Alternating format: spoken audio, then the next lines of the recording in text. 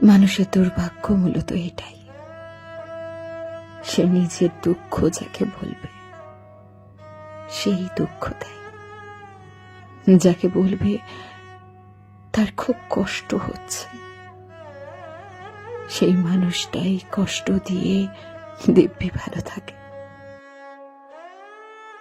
মানুষ দুঃখ চেপে রাখতেই বেশি স্বাচ্ছন্দ্য বোধ করে, নিজের কমফোর্টেবল জায়গা ছাড়া, মানুষ ছাড়া কারোর কাছে কিছু প্রকাশ করা যায় না, করার ইচ্ছেও হয় না।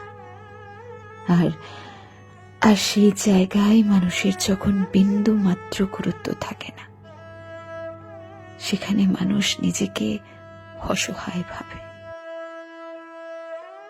পৃথিবীতে যারা নিজের কষ্টের কথা, নিজের চাওয়া পাওয়ার কথা, নিজের ইচ্ছের কথা কাউকে বলতে পারে না, তারা সত্যিই দুর্ভাগা মানুষ।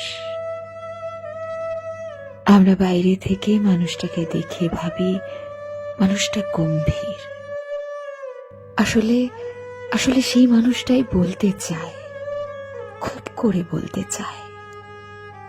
তবে যাকে বলতে চায় সে বোঝে না, শোনে না, শুনতে চায় না। যেখানে বললে মানুষ তার কথার মূল্য পাবে, অনুভূতির মূল্য পাবে, সেখানে সব কথা মানুষ উগড়ে দিতে চায়। যাদের একটা মনোযোগী শোনার মানুষ আছে, তাদের কোনো দুঃখ নেই।